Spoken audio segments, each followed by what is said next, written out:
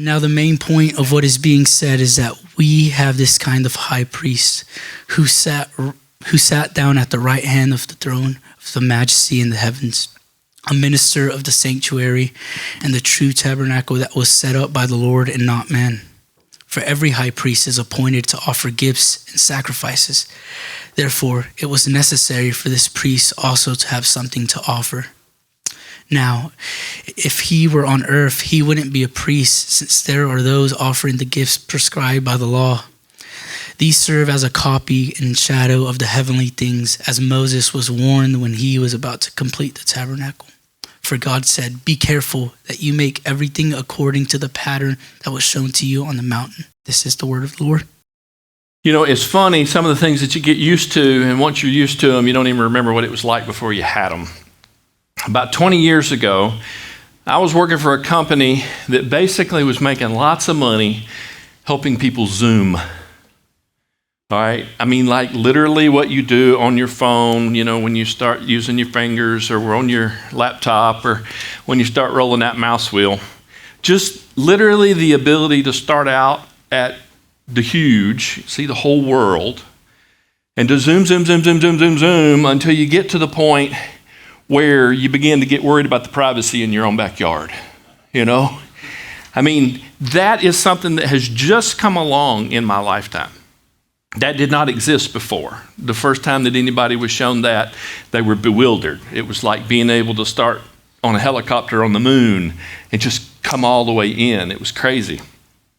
See, we're so familiar with that concept today and probably wouldn't know what to do if we didn't have our map on our phone. We couldn't get anywhere. You know, used to people wanted directions to their house. Now they just want the address. Just give me the address. Please don't try to give me directions. Your directions probably include things like where that barn burned down and where the horse has only 3 legs. And, you know, you'd start telling all sorts of extraneous details that aren't necessary. So just give me the address. See, I'm from a generation that came through childhood without some things that it's almost impossible to believe I didn't have. No computers, no internet, no cell phones, no Google, no Amazon, and no social media. All right, I still remembered this bewildered look on the faces of my sons when we were sitting there talking one day and I said something about before the internet. And both of them looked at me like I had 3 heads and they were like, but before the internet, what? I mean, they could not fathom. How did y'all do practically anything? You know, it was like, yeah, it was hard, you know? I mean, there were times when you go on a trip, you know, that you couldn't, as the driver, you could not possibly be involved in the unfolding of the map because you wouldn't be able to see where you're going. I can remember Mom sitting on the passenger side seat, you know, waving it around, trying to figure out what we were going. And of course, my dad would always say the same thing, just take a ride, I know where we are. My name's Kevin Perry, and I get the pleasure of serving here as the pastor for shepherding alongside Joel, who on most Sundays is the fellow that would be occupying this position and bringing the message. But I thoroughly enjoy it when I get the chance to do it. Without Zoom, keeping the big picture and the detailed version in perspective at the same time is incredibly difficult. And so good orators understand that. You know, if you get up and you talk and you just go on and on and on with detail after detail, pretty soon you see people's eyes rolling back in their head and their heads begun to look like a bobble doll. And so you understand that from time to time, wait, we got to zoom out. Okay, we've been down in the weeds, we've been down in the details. We got to zoom out and we got to take a look at the big picture because we got to remember where we're going. We got to remember what the whole point of this is. And so our preacher of Hebrews is going to use that vehicle this morning. That's where he's going to start off. He's trying to help us understand, where's this all going? What was the point of me talking?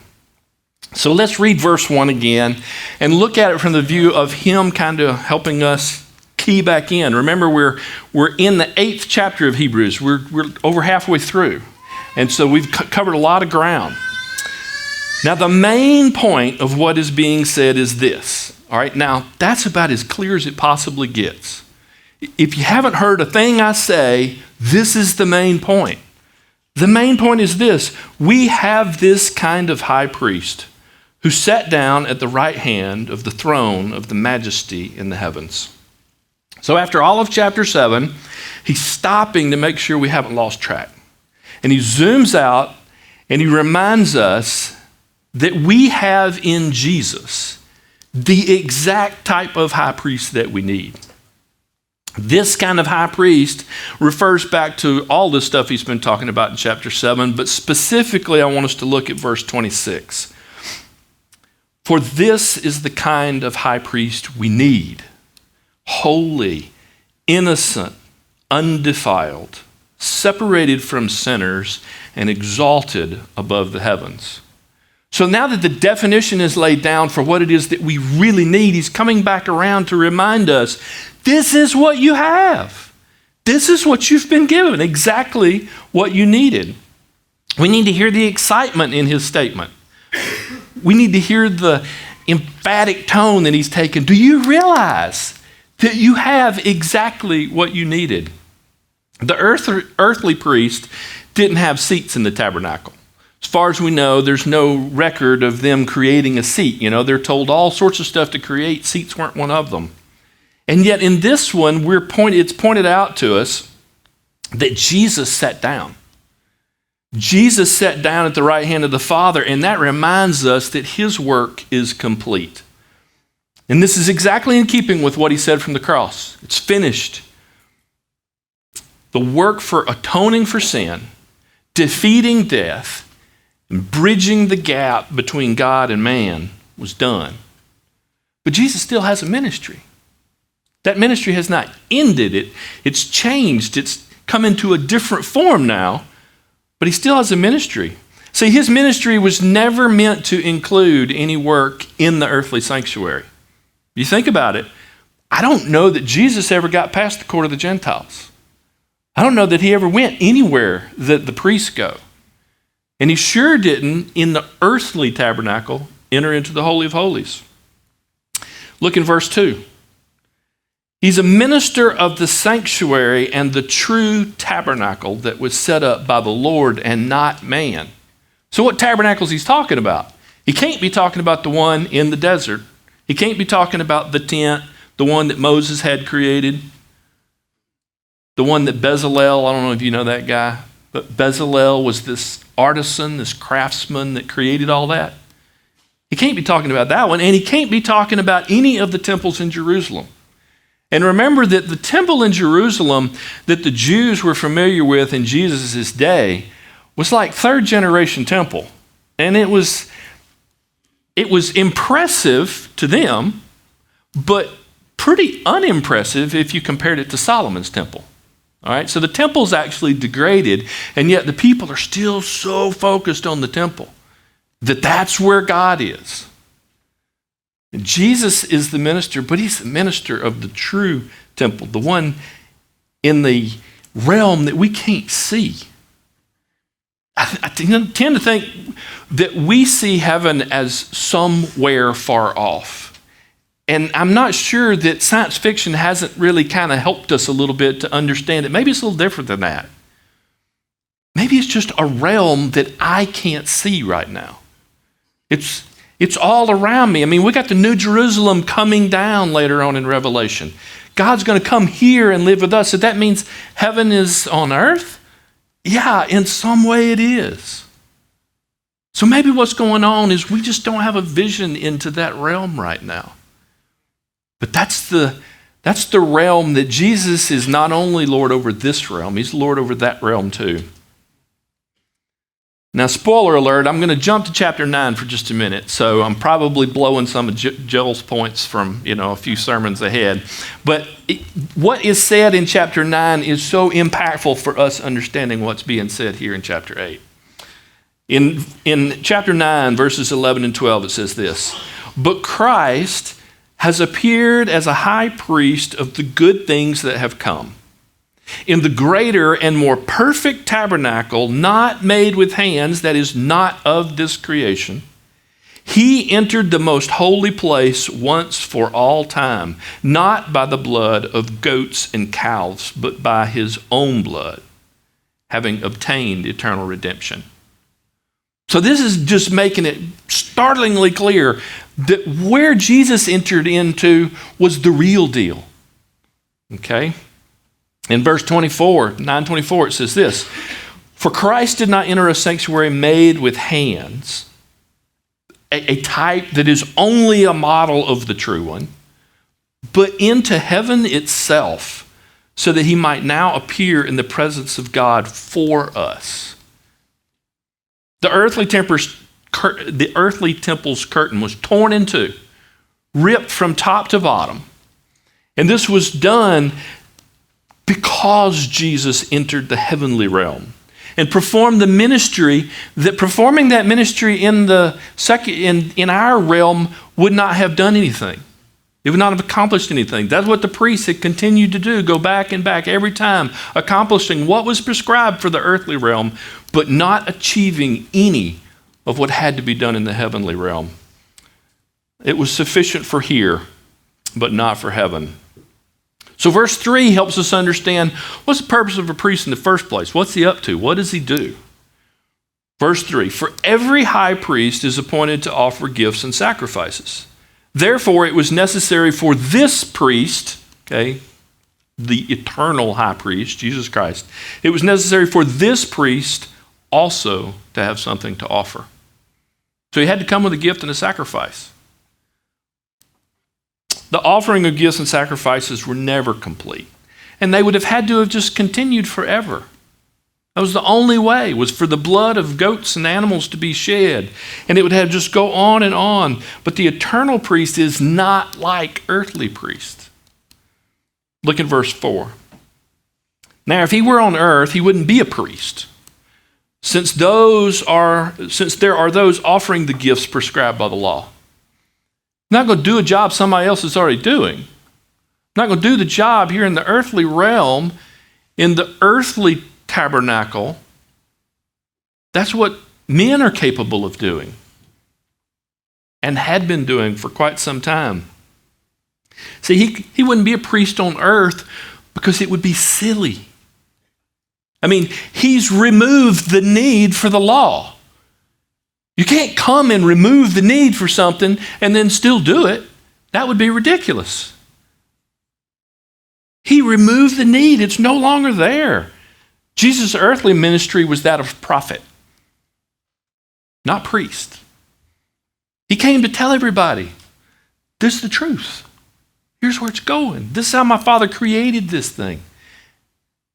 But it's messed up, and it's got to be redeemed. He's prophesying. He's telling you exactly what's coming. And then he fulfills that prophecy. But what we got in Hebrews is this understanding that as his prophet was concluded, as what he needed to tell us was concluded, and it was captured by those who heard and propagated on to humanity ever since. As that was done, he moved into a priestly ministry. He's going to return one day as king. So he's going to cover them all. Okay? Prophet, priest, and king. And he's going to cover them all perfectly. Now the in-between, that's where we live. We got to remember that we should be soaking in, expecting, and enjoying Jesus' priestly ministry to us. We can't enter directly into God's presence. Why not? Well, listen to Paul in his letter to Timothy. All right, this is 1 Timothy 6, 15 and 16. God will bring this about in his own time. He is the blessed and only sovereign, the King of kings and the Lord of lords, who alone is immortal and who lives in unapproachable light, whom no one has seen or can see. To him be honor and eternal power. You can't go as a human being directly into the presence of God. You need a priest. And that's what Jesus does for us. You know, if it weren't for this, none of us could approach the Father. There would be no access. This boldly going into the throne room that we're advised to do, that's not even an option. Listen to some verses that help us understand what Jesus is doing right now in his priestly ministry. 1 Timothy 2:5. For there is one God and one mediator between God and mankind, the man, Christ Jesus. What better place to mediate than sitting right next to the one that you got to be talking to? 1 John 2:1, my little children, I am writing you these things so that you may not sin. But if anyone does sin, we have an advocate with the Father, Jesus Christ, the righteous one. An advocate with the Father. In Hebrews 7:25, we just read earlier, therefore he is able to save completely those who come to God through him, since he always lives to intercede for them. That's what he's up to. His actual purpose is he's living to intercede for us, those who otherwise would not be able to come to God. All the work required to complete God's rescue mission is done. Jesus said it's finished. That's what happened when he died for us. But his resurrection and his ongoing ministry continues. He did not sit down to just quit, right? Some folks, you got to watch them when you're working with them. If they ever sit down, you're not going to get anything out of them anymore. In fact, I'm kind of like that, especially as I age, I would go fall down in a chair while we were working on this church, and Joel would come along and he would go, what's it going to take? Was it food, water? What's it going to take to get you up and get you going? We need you over here, because he knew if I sat down, I wasn't going to get anything done. Jesus is sitting at the right hand of his Father, but he's getting a whole lot done. He didn't sit down to quit. He sat down in his rightful place of honor to continue the ministry that he has with the brothers and sisters that he loves. Now, it's sometimes confusing for us trying to figure out what all this Old Testament, Old Covenant stuff meant, okay? There's so much metaphor and there's so much allusion to other things from time to time. Sometimes we get a little confused. So the preacher's going to help us understand why this is a little confusing. So let's read verse 5. These serve as a copy and shadow of the heavenly things, as Moses was warned when he was about to complete the tabernacle. For God said, be careful that you make everything according to the pattern that was shown to you on the mountain. So I've talked so much in between verse 4, you got to remember, these serve as a copy and shadow. What's he talking about? Okay, well, if we go back, we realize he's talking about the gifts and the sacrifices. Okay, that was just a shadow. The sacrifice of animals and the gifts poured out to God, that was just a shadow of the real gift, the real sacrifice that was coming, Jesus Christ himself. See, we live in the shadowlands. This is a term I think that C.S. Lewis coined, all right? So this idea that everything around us, all that we see, it's just shadow. It's not the real deal. It's as if somebody said, hey, I want you to get to know Kevin Perry, all right, but I'm only going to let you know him by his shadow. You could learn some stuff about me, okay? You could learn about how tall I was. You could learn about how wide I am. You could learn a few things about me. But then if you ever actually saw me, if we just pulled the curtain back and you went, oh, that makes total sense, okay? But it's a lot clearer now. There's a whole lot more information. There's a whole lot more detail. And wow, you're in color too, okay? If someone had only seen a black and white profile of anything, we see a black and white profile of the moon. Well, then the moon, just a circle. That's all it is, just a circle. But when we get the full perspective, we realize, wait, it's a sphere. When we see a triangle, well, it's just a triangle.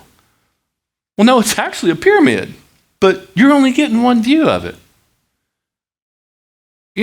I'm seeing a square. No, you're seeing a cube, but the only portion of it you're able to understand is it's a square, because all you've got is a two-dimensional reality. That's just how separated our reality is from the spiritual realm. We are just that limited in our understanding of what's really there. But the Bible is so full of all this hope and encouragement for us to think about what's there and look forward to what's there and listen to the clues that God has given us about what's there. That's what he did with Moses. Invited Moses up, showed him the true tabernacle, actually let him see into that other realm, and then said, now listen, when you go back down there, you're going to be building a copy of this thing, so make it look like this one. But I'm going to let you have this vision so that you see where you're going.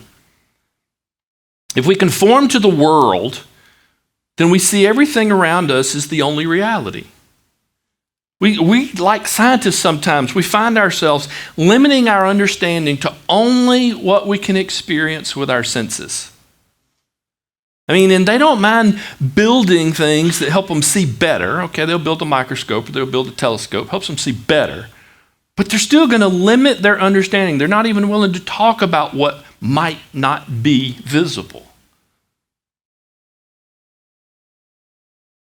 Hebrews is not the only place that we see this shadow concept. Take a look in Paul's letter to Colossians, and in 2:16 and 17 we hear this. Therefore, don't let anyone judge you in regard to food and drink, or in the matter of a festival or a new moon or a Sabbath day. These are a shadow of what was to come. The substance is Christ. Just like Hebrews, the same thing, the same idea.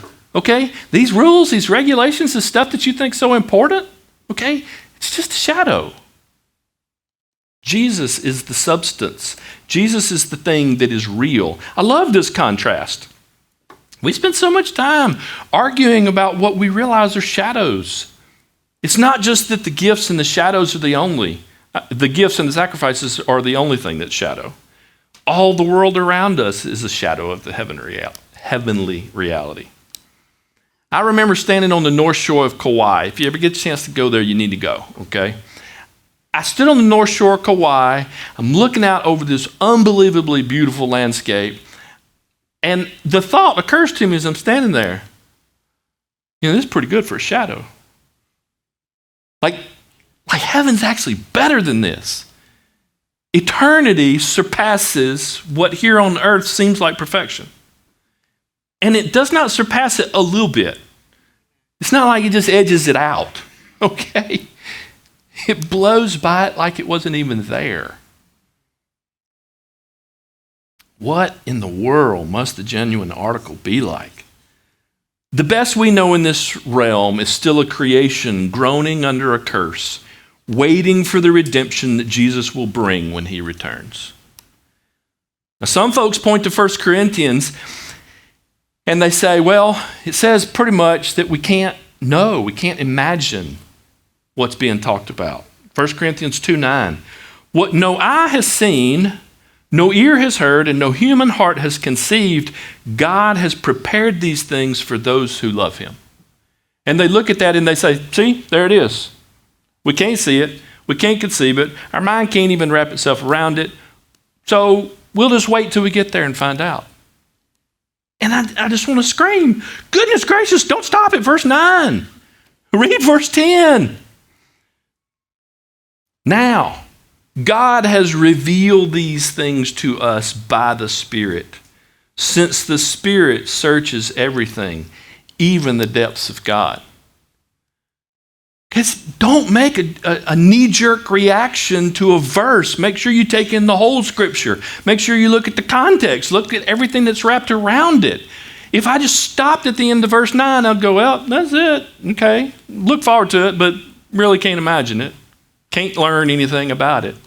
And God says, well, if it were not for me, if it were not for my Spirit in you, then yeah, you'd be right. But because my Spirit is in you, I'm going to give you eyes to see. I'm going to give you ability to conceive of things that only my Spirit can impart. I think we ought to pursue this stuff. I think we ought to pursue the understandings of the things and the experiences that God has prepared for us. That's how we get excited about it. I mean, if I'm going back to Kauai, you guys are going to know about it. All right? In fact, I'm probably going to become obnoxious by the time I actually leave. Okay? They're going to be like, would Kevin just go to Hawaii already? He's talked about it for a month and a half. Okay? Like, I booked the flights. It's going to come up in conversation for the next month and a half. Okay? That's how we ought to be about eternity. We ought to be hearing excitement in Christians' voices and in their thoughts and their dreams as they realize that, man, it's going to be awesome. It's unbelievable. I've been reading all about it. If you'll sit for half a second, I'll tell you. Or a few hours. See, we got to be careful that we don't do. We got to guard against what we're told about in Revelation. Satan gives the beast some authority. In fact, he gives him his authority. In Revelation 13:6, it says this, that's the beast, okay, it began to speak blasphemies against God. To blaspheme, listen to this, to blaspheme his name and his dwelling, those who live in heaven. Here it is. We've been told by the Spirit, hey, Satan and the people that he gives his authority to, they're going to tell lies about God. They're going to tell lies about where he lives, and they're going to tell lies about his church. And if you buy into them, you'll get confused. Lies abound in this world. If we don't take what we hear and compare it to Scripture, then we can get drawn into these things. These lies are going to stand in the way of the longing that we should be rightfully feeling about what God has prepared for us. The lies tell us God's not good, and heaven's boring, and it's intangible. You can't touch it, you can't feel it, there's nothing familiar about it. It's just weird. That's about the best Hollywood's been able to do so far.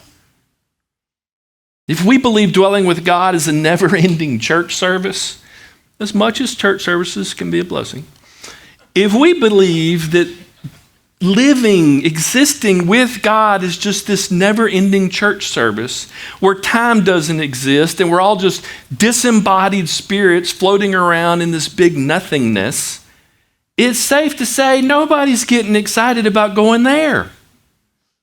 Those are lies that have been told.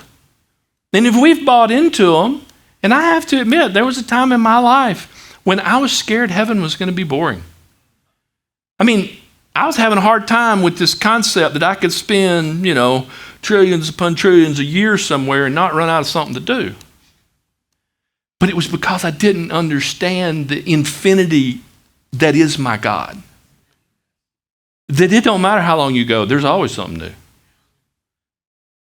And if you cease to expect it, if you cease to look for it, you just miss out. There's a line from John Denver's song, Rocky Mountain High. And I would really love for some godly Christian musician to steal this thing and maybe change it just a little bit, okay? John Denver's line is this. He's talking about a young man, and he says he's coming home to a place he's never been before. Think about the little bit of twist there, coming home to a place he's never been before, okay? Well, I'd love to change it just a little bit because the way I feel about heaven is I'm going home to a place I've never been before.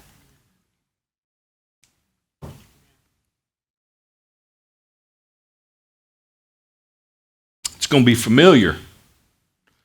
All my senses are going to be overwhelmed. In fact, I may have senses that I don't even have right now. I want you to think about it. What we know about human beings, the scientists tell us that we're only using about 10% of our actual capability, okay? Only use about 10% of our brain. If we go study how our vision works, we understand that our vision is kind of a limited bandwidth. We don't get to see everything a lot of animals get to see, and we sure don't see all that's there. We don't see the whole magnetic spectrum. Thank you. We don't see the whole thing. We see a slice of it. What happens if our transition into heaven, our redeemed body, is that all of those bandwidths open up? What happens if we start seeing all there is to see? What's it like to be able to see the electromagnetic spectrum? The stuff that's invisible to us right now. What it's like to hear the way a dog hears. Or kind of like a mom, but you know. Hers is mainly the ability to get volume. I'm talking about something outside the frequency we're even able to hear, okay?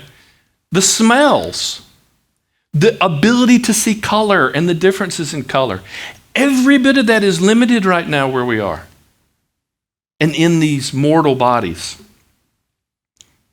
I'm excited about going to heaven. I wake up every morning yearning to go to heaven. Now, I get it. There's times that my motivation is not right, okay? And I have to watch this, because if I find that my motivation is I want to go to heaven because I can't stand being here any longer, okay, then I know I need to spend some time talking to God. I need to recenter, okay? Because he's put me in this place. He stood me in this gap. He said, look, hold your trowel in one hand, hold your sword in the other. I want you to stand right here, and I don't want you to move. This is your post. So I'm not supposed to leave my post before it's time.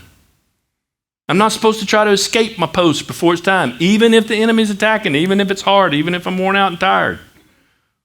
So I know when I find that my motivation is I don't want to be here anymore, I need to go talk to God.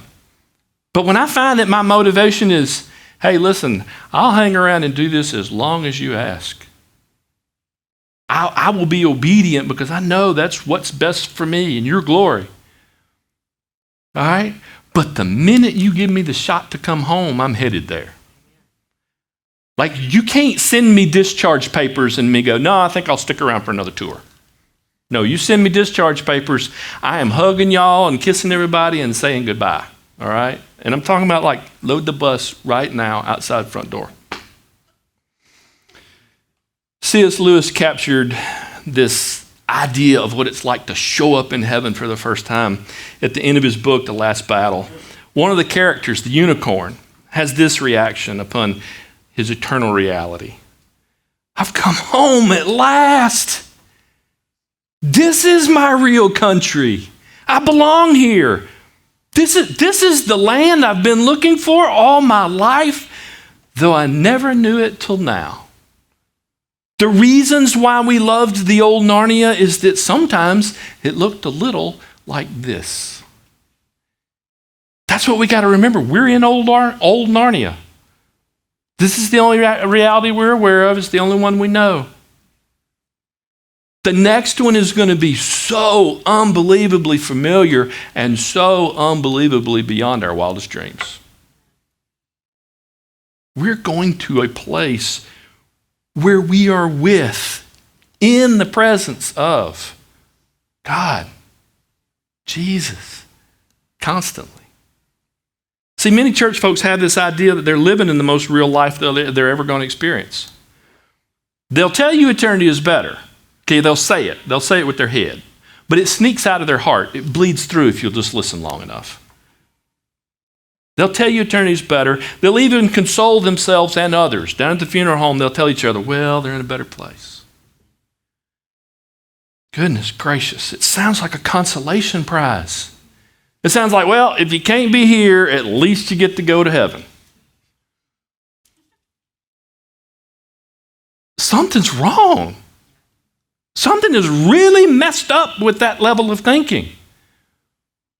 What we need to realize is this is the armpit of the world. This that we're living in. This is not the best. This is just a little shadow of it. The lies and the blasphemies have succeeded if we see this as home instead of our eternity. And why is heaven going to be home? Home's where people who love us regardless of our flaws welcome us to do life together. We know a little bit about this from this world. We all yearn for a place where we can be ourselves, be loved, be cared for, be valued, and enjoy life. The hard truth is that none of us have experienced this to perfection.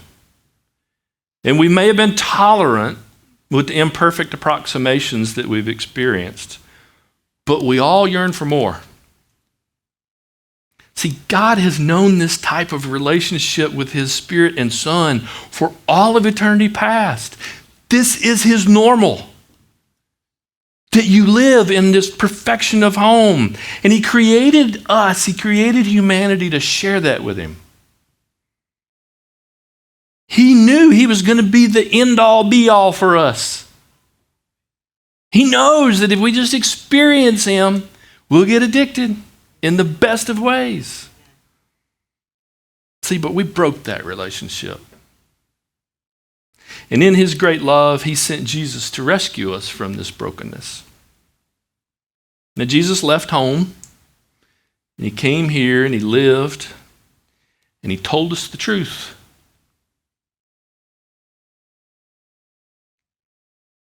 And we killed him for it.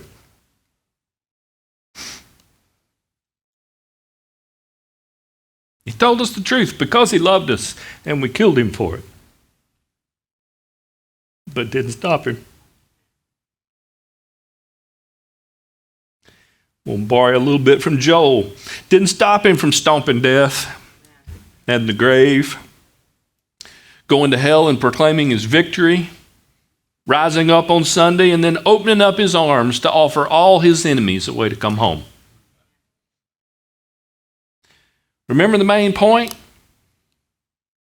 All that we need is exactly what we have been given in Jesus Christ. Here in the Shadowlands, we depend on the deposit that we've been given, his Spirit, to teach and to guide us until that day when we see Jesus face to face. I'm convinced that it will be overwhelming and yet very familiar as we realize that we're finally home.